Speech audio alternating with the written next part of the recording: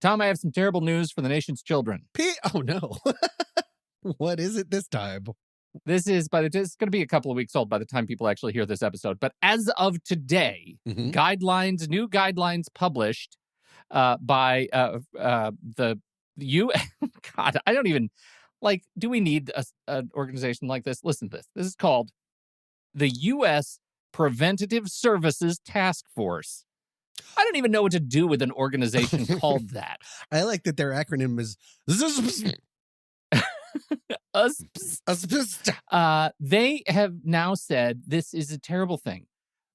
They have now issued a call to start screening children for anxiety, in some cases before even the age of 8.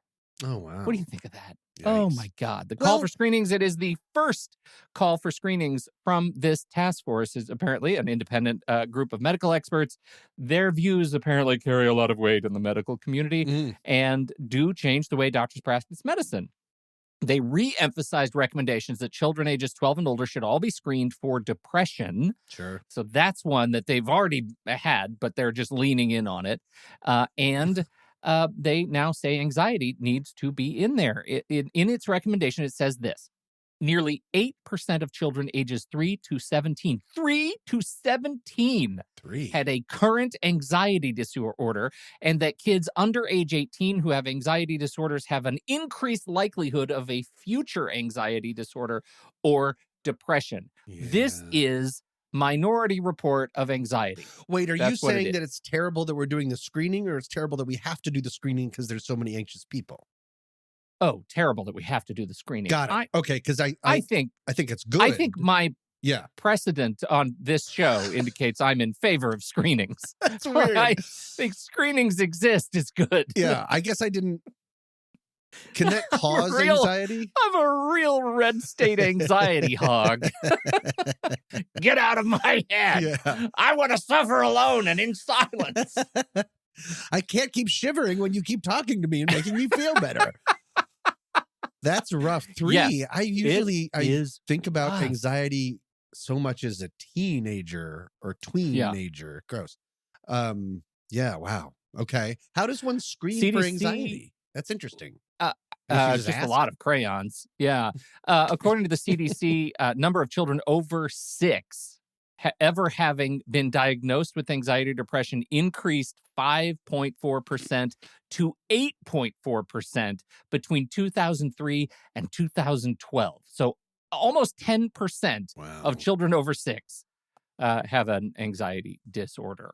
So mental health illnesses are on the rise. That's so weird because everything's going so great. This is what I want to tell the CDC. I really feel like their recommendations are lagging, don't you? Come on. Behind the 8 ball. Things are rosy now. Pandemic's over. I mean, what pandemic? Yeah. We're fine. We've never been closer as a nation. Everyone is always desperately trying to hear what someone else's opinion is. Why are we all nervous? There's no reason to be nervous. Go back to your Law and Order.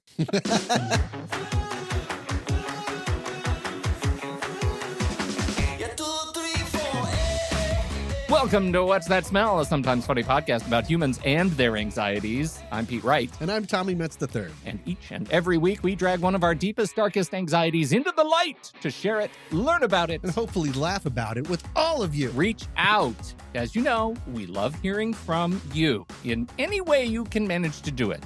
Easiest way is to visit whatsthatsmell.net and click on the Submit Your Anxiety button and then type up a little message that says, hey, I'm anxious about this, and then we'll get it and we'll talk about it on the show. You could, if you happen to be close friends with us, you could call us or text us, send us a little voice memo. We'll take that. That'd be nice. But generally, just go to the website, Submit Your Anxiety. That's where we'd love to hear you talk about yourself, and then we'll talk about you. It'll be great. So with that bit of clarity, I'll go first.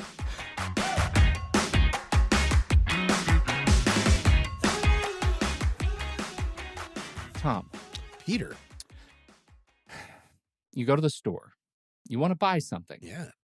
How do you know how much it costs? What? Oh, I mean, the price tag? Okay. Yeah. Tom, this is you easy. need to mail out invitations to your next big fete. Oh.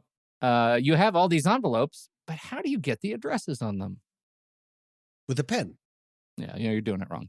You go to the dentist. You've been a really good boy. If you're lucky, they'll give you one of these as a prize, possibly a smelly one. I would think a lollipop, a smelly one. Oh my God, you are broken. You're off to UPS. What? However, will you affix this packing slip to your ready-to-ship box? I'll have to stick it on there. Oh, we're getting there. Tape. Uh-oh, Tom. I have so many errands today. I'm going to UPS and the dentist. Just wait. Now you're entering a dangerous industrial zone. How will you know not to touch that high voltage thing right there? Oh, there's like a little sign or a sticker telling me not to. Good.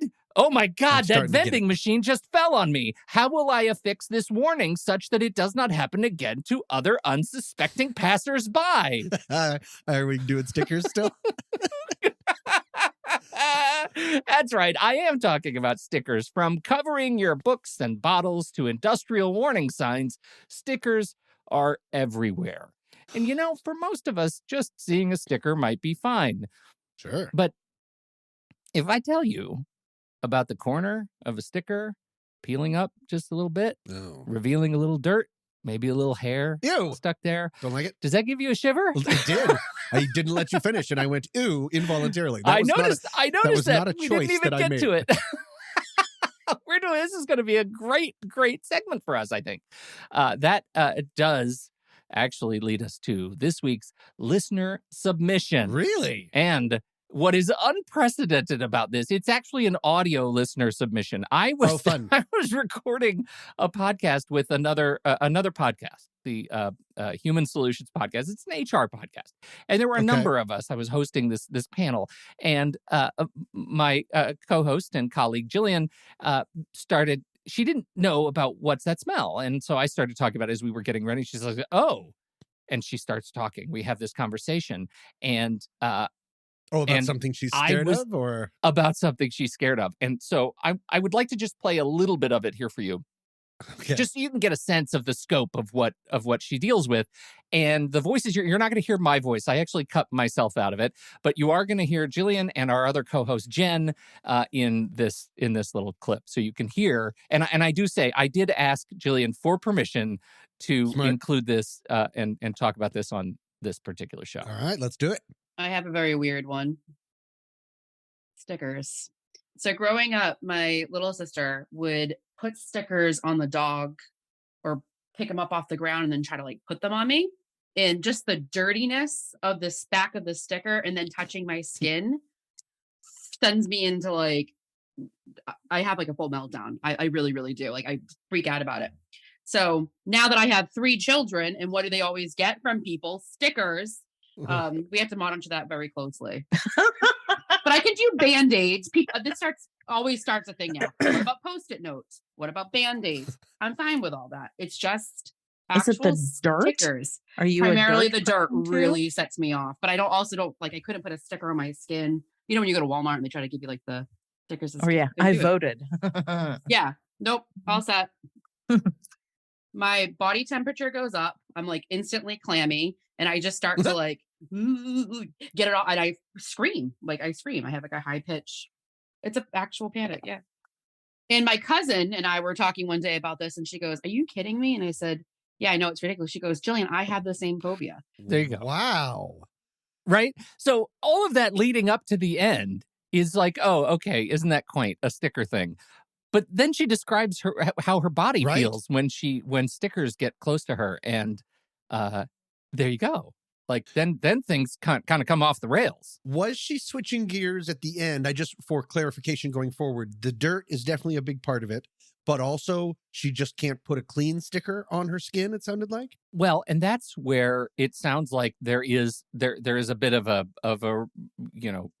as phobias are, they're kind of ridiculous in the way we our brains deal with them, that they're overlapping. Kind of okay. Yeah, they're sort of overlapping. But it really is the dirt and hair, the act of seeing a dirty sticker, or maybe it is triggering clean sticker to dirty sticker. Sure. There's no stickers is sort of the rule. No stickers.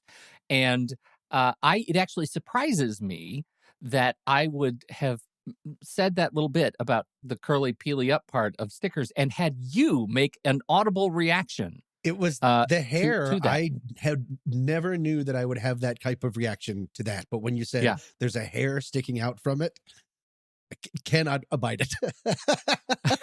And I had no idea until just now. That's crazy. Yeah.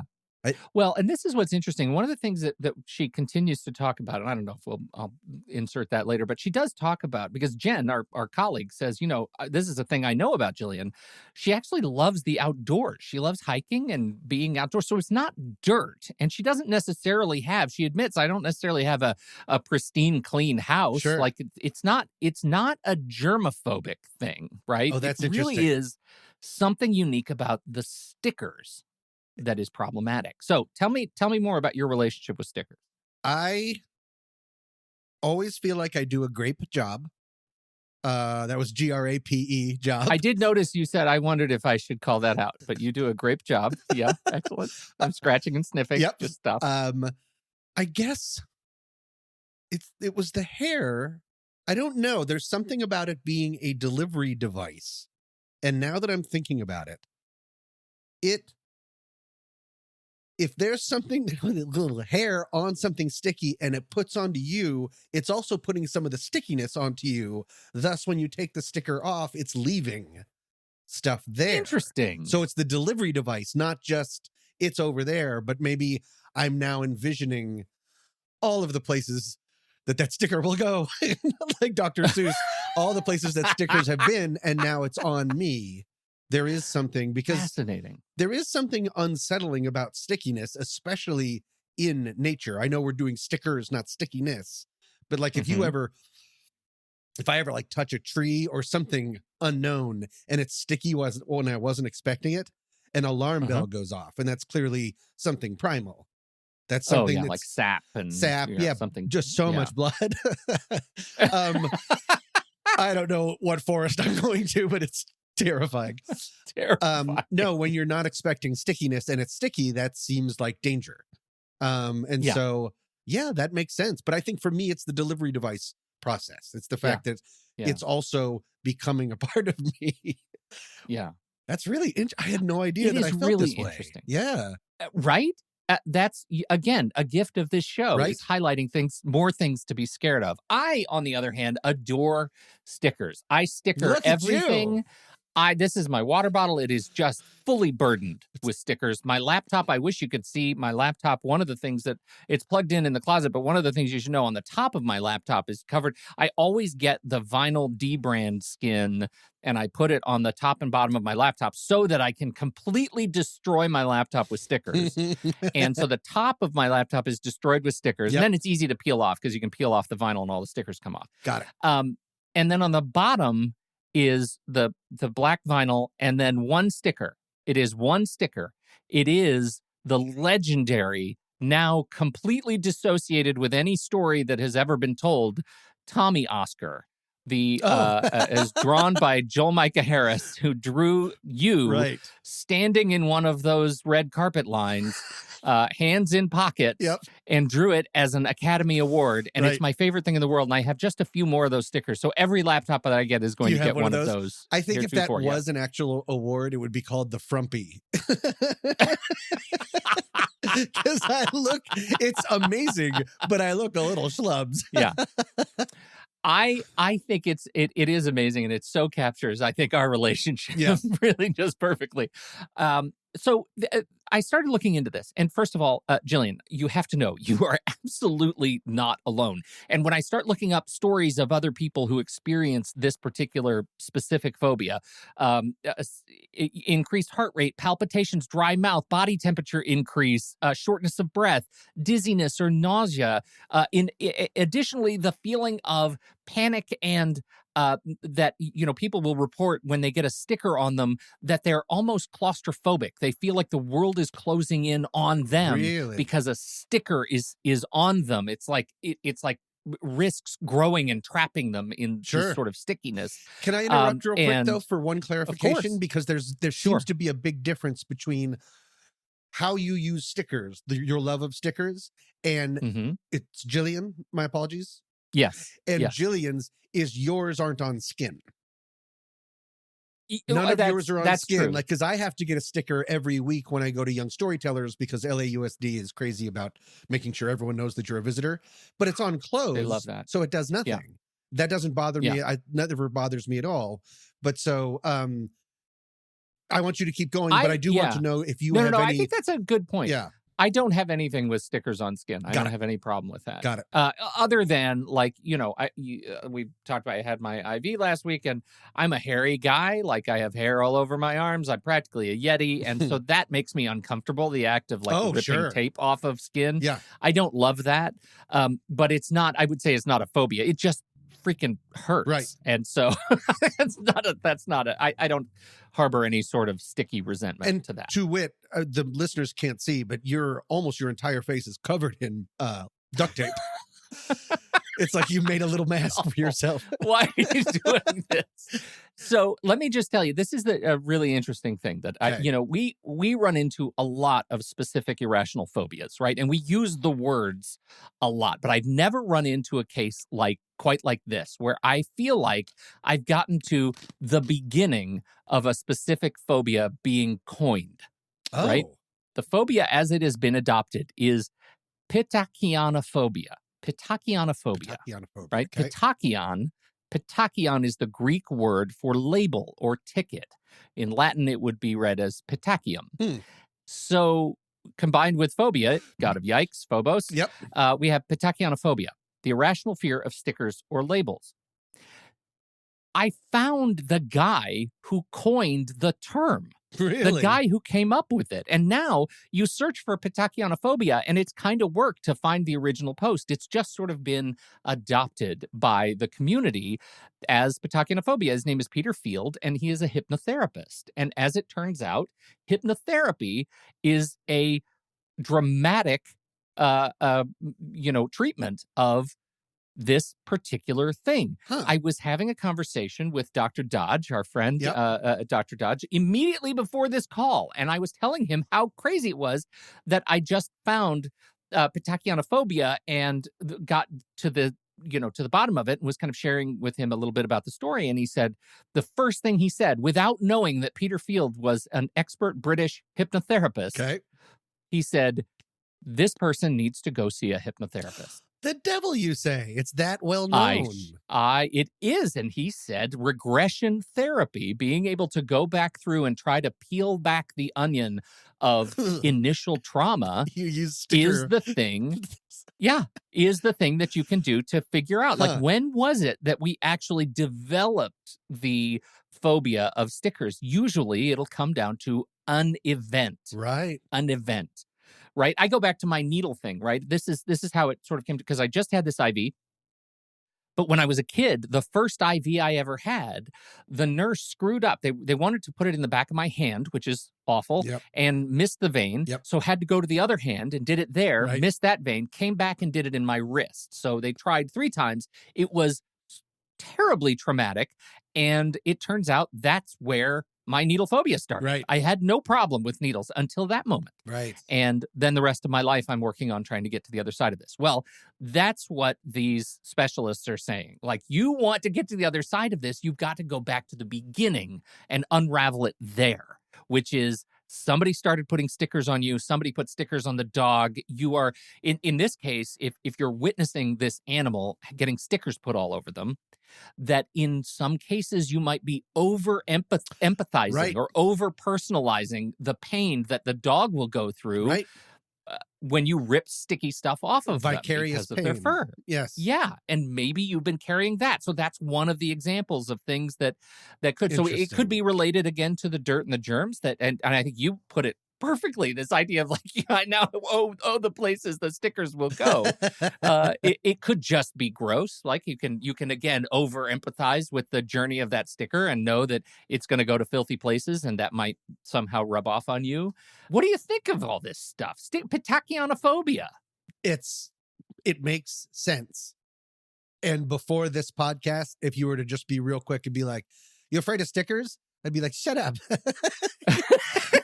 and now? I'm afraid of your face. And now I'm like, oh boy, oh boy. I guess I'm going to stop voting. like the other woman said.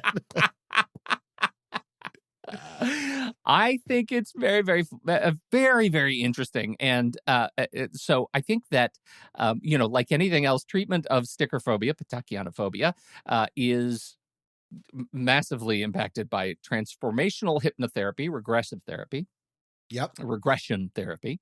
I don't know where I stand on. I haven't seen anybody say exposure therapy is going to get you to the other side of this, right? Just cover yourself in stickers. Pit? Jeez, God. That sounds like a kid's version of a Saw movie. I think I do have one sticker related thing. Have I told you about my fruit sticker problem? Go ahead. I don't think so.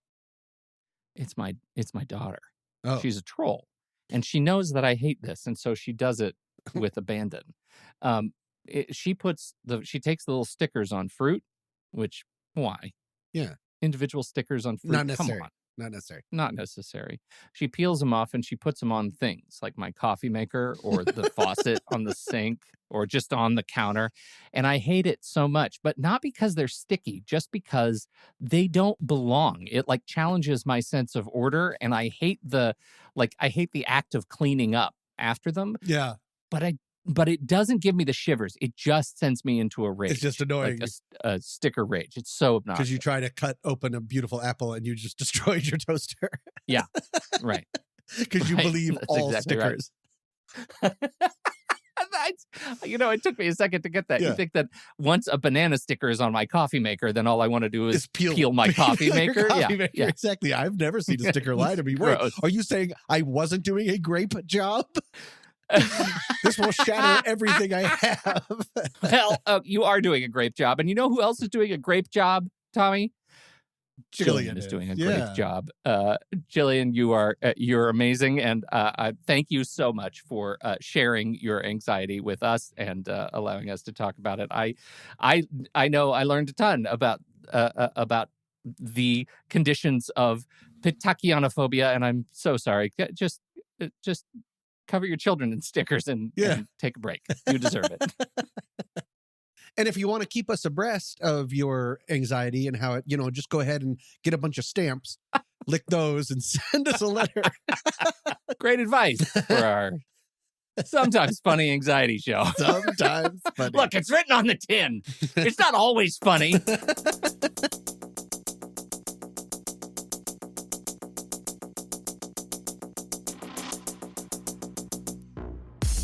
Support for a team can come in a lot of different shapes and sizes, from fan clubs to management staffs, from fundraisers to social media posts. And in the world of sports, one of the biggest cheerleaders, well, apart from the actual cheerleaders, is the mascot. One of the earliest known mascots was a taxidermied dead bear cub used by the Chicago Cubs in 1908. It was later replaced by a real live bear mascot after some fans reportedly said, quote, gross. There have been plenty of reports of odd sport mascot behavior, like the time the Toronto Raptor mascot tried to rollerblade down the stadium steps in 2010, ultimately falling over and deflating his entire costume. Or the time in 1988 when Los Angeles Dodgers coach Tommy Lasorda got in a legit fistfight with the Montreal Expos mascot Youppi, presumably over his terrible name choice. But perhaps one of the oddest or disturbing, but also weirdly funniest examples of attempted mascot support took place at a Denver Nuggets game in 2013. The plan was for the beloved mascot Rocky, actually a man dressed in a furry mountain lion costume, to be lowered from the rafters via cable to center court before the start of the game.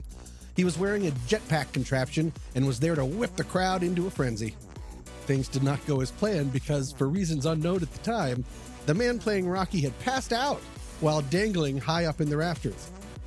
So, as Rocky was quickly rappelled down toward half court, fans were initially confused and then horrified as Rocky failed to move or, well, do anything. And as the spotlight followed him with the music blaring, a seemingly lifeless Rocky, arms and legs dangling, was lowered onto the court, where he immediately crumpled over. It sounded like this.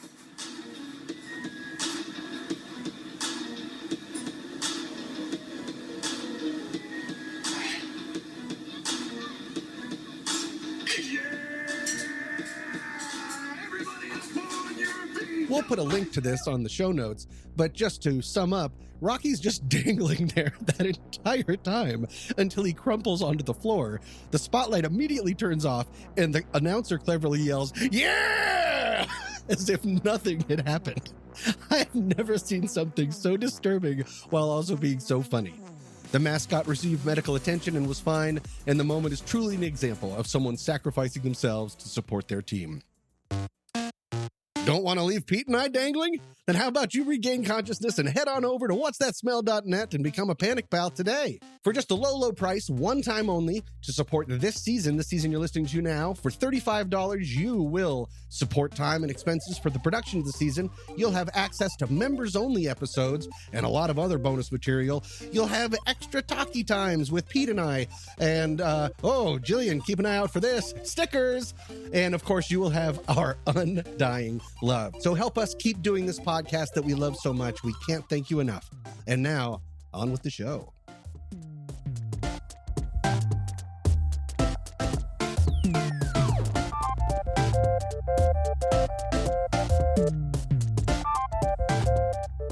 Boo! Pete, you know I like scary things. Scary movies, scary books, haunted houses, sushi from gas stations. We've talked about it at length. But have I ever shared with you the time that I was perhaps the most scared I've ever been?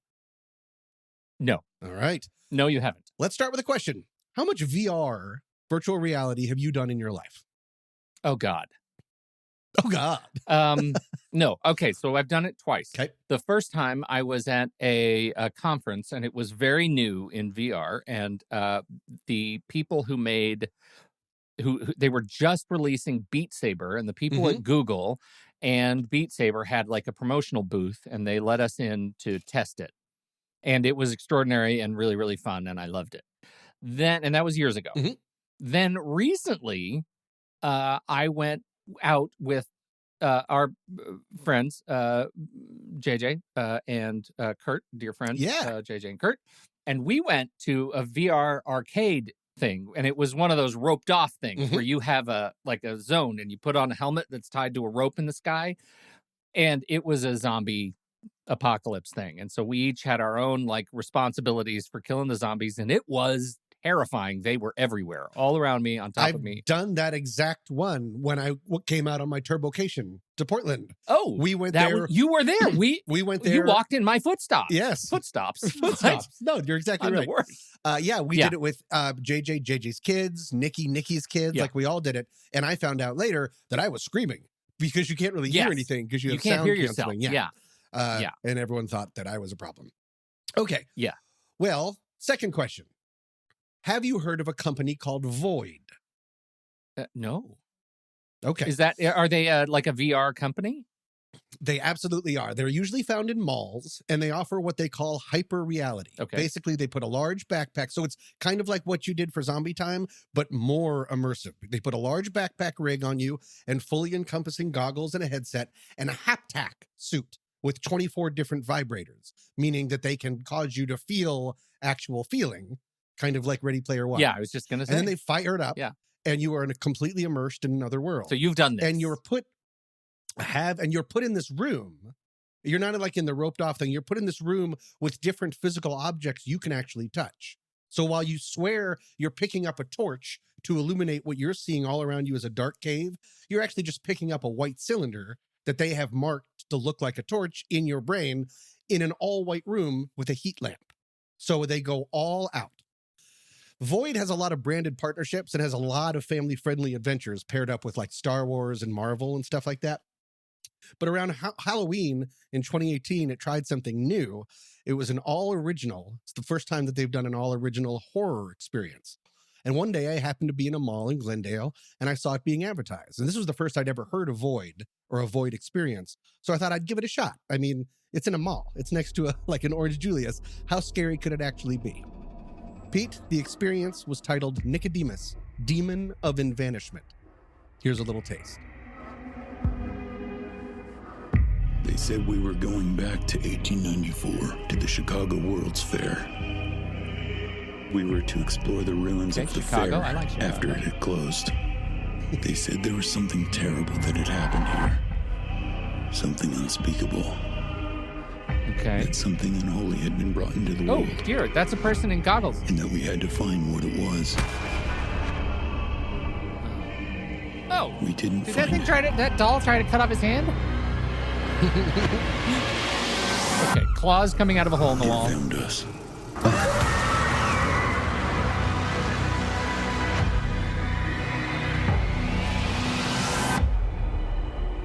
Oh. I mean, I don't care for any of that. Like, you just, I mean, come on. So, can I replay a little bit for people who couldn't see it? Sure. All right. So what you're seeing is mostly it's CG, like you're in an animated kind of environment. You see hands moving, and then occasionally it'll just flash back to describe to exactly what Tom was describing, where it's somebody with a headset on, like you think they're carrying an axe or something, and it turns out it's just a stick. But so you see the people in the room, which is just a plain room. And in reality, but it flashes back to what they're seeing in real life. And there are a lot of puppets and dolls, and then there are claws in the wall, and I didn't care for any single thing about that. It's just like this is like flashbacks to the escape room where I was left in stocks forever because no one let me out, and we sent you to that horrible basement one that was just everything was awful about the experience. Go ahead. Tell me about how scared you were. Did you poop your pants a little bit? No, it wasn't actually that scary. All right, coming up next week. No, I'm just kidding, Pete. It was terrifying. It is the most scared I've ever been. It was like living in the movie Jacob's Ladder, which is my favorite scary movie, but set in a corroded World's Fair, which is scary enough on its own. You wander around, you get on trams, you descend on elevators, you are chased. At one point, you're walking through a garden filled with beautiful statues. The lights flicker, and when they come on again, all the statues are looking at you. The lights flicker again, they come on. All of them are now behind you, trying to grab you. You look at yourself in the mirror and everything looks fine, but when you look back again, there's a screaming, shape-shifting humanoid figure right behind you. And you turn around and there's nothing there. Pete, I've never screamed so much in my life. Wow. But this podcast isn't called Tom and Pete's Favy Creepies, although that honestly might be probably better, especially because all of this is coming from you, a guy who, when he was a child, would sit on the stairs in his dark basement and turn off the lights to see, trying to make myself feel see how because you were born with no feeling and you always had to try to amp it up. So here we are. Correct. Because this is about anxiety, first I want to zoom out. I was absolutely terrified, whipping around, screaming. I'm hitting walls, not like I couldn't see it coming, like I'm backing up against walls because there are things that I can't get away from. I'm hiding under tables. I'm grabbing fake torches. And zoom out, it's just me alone in a pretty small room wearing a giant backpack like a pudgy Ghostbuster. Sidebar, if you're interested in this whole idea, they make you feel like you're traveling incredibly longer distances than you're actually walking using a tactic called redirected walking. And it's really, really interesting, but that's not for this podcast. So if you want to look that up, redirected walking. Okay. So I'm in a room where nothing can actually hurt me. And granted, I go into situations like these, we've talked about this, like a raw nerve. Like if I'm in a horror movie, I lean in. Yeah. I really want to be enveloped and have all the sensations. But this was almost too scary for me. I was really, really frightened and really panicking at times. And it never occurred to me to do one thing. Can you guess what that one thing was? Lift the helmet? Oh, I was just going to start with close my eyes. But of course, lift the helmet off. Yeah. I had all the power, but I was so immersed that it didn't occur to me. I felt like I just had to keep living through it until it was over. And it just kind of kept going. And it was fun, but almost too much. And when it was done, I didn't want it. It was like a roller coaster that's too much. Like you didn't want it to go a second longer. Wow. And so when it was over and I left, I sat in the food court. Because again, like, is this a real food mall? court? Yeah. Yeah. Again, mall. Yeah. Now I'm outside of a Wetzel's Pretzels, calming down, like breathing heavy. And I was thinking about what I'd gone through. And here's what made me filled with anxiety and still shivers me today is the raw power that VR and hyperreality can have. Yeah. I watch horror movies for a living is a joke that I say. And yet this freaked me out. It took over my ability to think straight and to live normally and take care of myself. Yeah. And I'm very aware, and we've talked about on this podcast, that there's some groundbreaking VR treatment to help aid anxiety. Mm-hmm. They're doing a lot of stuff with that, and that's great. But as we're making advances on it every day, I'm sorry I have to turn it dark, I'm worried that it could be used in terrible ways in the future. Because, humans and the worst. Yeah, right. That's what we do. I read a Vice column written a few years ago by reporter Doug Bierend, and he says, quote, as VR evolves into a new commons with major tech and social media companies pressing it into widespread use as a communication and media platform, those who occupy it may become vulnerable in ways that aren't yet well understood. Later, he posits that, quote, torture is just one example. Oh. Online bullying, stalking, propaganda, all could be vastly augmented in their negative impact by VR. Yeah. Well, and it I'm gets sorry to take it dark, but I can't get that out of my head. Yeah. Well, and because it happened to me in a mall. It happened to you in a mall, and I think the idea of a completely virtual environment is one thing. Like I can see how that can be used, but I think it's sort of the dark side of augmented reality, where you put the world on and you can see through it, so you see the real world. And they're inserting questionable things into the real world. See, I haven't trucked with that at all. Not out of fear, but I just don't know how to do it. But that also seems, Matt, like that way lies madness. Yeah, potentially. Right. Well, and I mean, you can kind of get a sense of it, like the Yelp app on your phone. I don't know if I haven't opened Yelp in a long time, but when you go on the map and you hold it up and hold up it's looking through the camera and showing you the real world, but overlaid on top of the real world are like directions and signs of like, here, this is that pretzel place and this is that thing. And the map, like they have augmented reality directions. You can hold up your phone. It'll show you turn left here. There's a giant arrow floating in space. Like in the direction that you need to go. So all of that stuff is incredibly helpful. And I think augmented reality is like very much in our future. You're not even going to know it, and it's going to be there. Right. Like, and so I think that's really powerful and could be really terrifying and damaging and super, super addictive. Like God, that's the other side not of it. Like is a study came out recently saying that spending too much time, and the study didn't need to be done. I think anyone would have guessed, but you spend too much time in a VR reality and you start suffering dissociative. Well, and let me tell you, I mean, have we met? Yeah. Look, I'm looking at the Void right now, and I'm seeing Jumanji and Marvel Studios' Avengers Damage Control and Star Wars Secrets of the Empire, the Void Experience. Like all of these Void things besides the Nicodemus Horror Show are things that I could get into and live in and never question it. Like I can absolutely see myself getting lost in those things. And so I am excited and terrified of our VR AR future, because it is primed for this guy's brain right here. He says, points to brain. And that's amazing. That's amazing. And it's heartening that so many of them are so positive and fun and branded and cartoony and stuff like this. But in Banishment, Nicodemus in Banishment Time, they really took a big swing. Man. Something that's explored this idea a ton is Black Mirror. Okay. The show that's now on Netflix. Yes, Netflix owns it. Black Mirror has gotten to this a lot, especially about using uploaded consciousness or VR and stuff in order to enact punishment or, things like that. Right. But at least that's all fiction. Yeah. Right, Pete? Right now. Then I saw this. In the UK, I saw an article. In the UK, philosopher Rebecca Roach is in charge of a team of scholars focused on the ways futuristic technologies might transform punishment for prisoners. By using a combination of drugs and VR-related technology, they could cause a prisoner to serve a 1,000-year sentence in just 8.5 hours. By using, and this is right out of a Black Mirror episode, by using drugs that slow down your sense of time and using the VR to speed up your sense of time, something like that. It got all very sciencey, that they can make you think that you're in there for like 100 years. It's funny. There's an old movie starring Christopher Walken.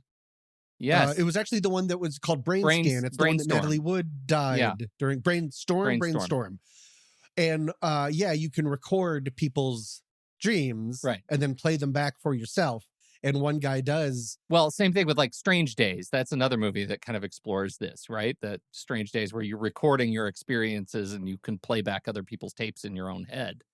Right. And yeah, no, it's Have horrible. you ever jacked in? Tell me, but tell me that's not where we, particularly probably Americans, would go with this kind of technology. Like the very first thing we're going to try to do to monetize this sort of experience is, one, they've already done horror. The next frontier is porn, man. If you apply some drugs and some sex experiences to this VR, I'm telling you, there's the haptics are through the roof. Yeah, haptics are through the roof. Yeah.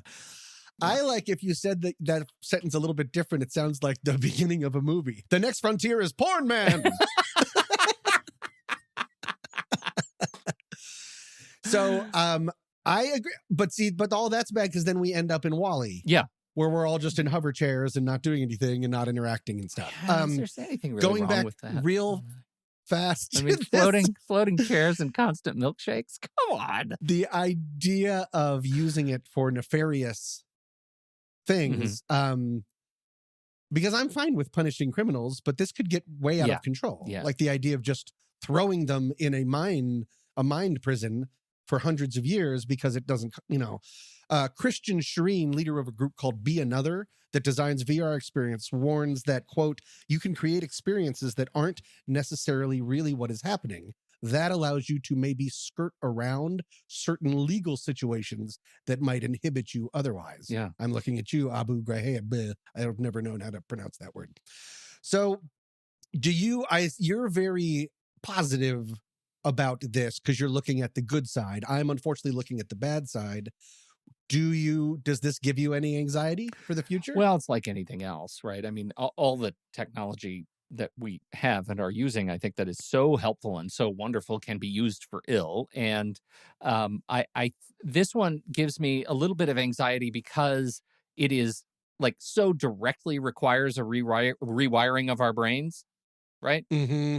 Like in some way, because it's tapping into so many senses. Like at this point, just looking at my computer screen, I can look away.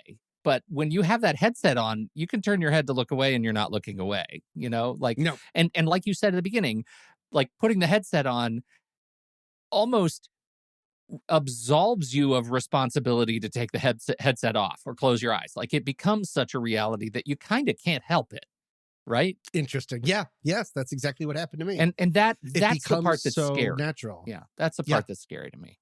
So I think we're gonna be fine. Who knows? I think I might be in a floating milkshake chair right now and not know it. Right now. Yeah. And yet in your dreamscape, you still choose to do this podcast for our listener. Hey, buddy. Is that the worst thing that my dreamscape is producing more podcasts about horrible things? Yeah, watch a movie or something. We're doing fine. Baby, come on, do it just right.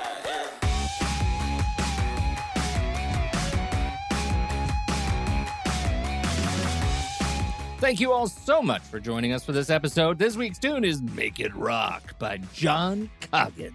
Coming up next week. I'd be afraid that when I was Sigmund Freud, I'd be like, that guy looks junky. That's me! I would just still crap on myself. I like to call them hikes. I'm actually just trying to find the wedding. I never was invited. So it's just me wandering around the countryside being like, I brought a gift. That's accurate. Does that make more sense? Yeah. Does that check Perfect. out? That's better. Yeah, thank you. So we were all on a Mexican hike. I don't like the fact that we'll probably be competing with, with Jesus talking to God. Jesus talking to God. Yeah. What are you listening to this week? Oh, Pete and Tom. How about you? The Son of our Lord. Jeez. That's a tough one. Until then, he's been Pete Wright. And he's been Tommy Metz III. Thank you for downloading. We'll be back next week on What's That Smell?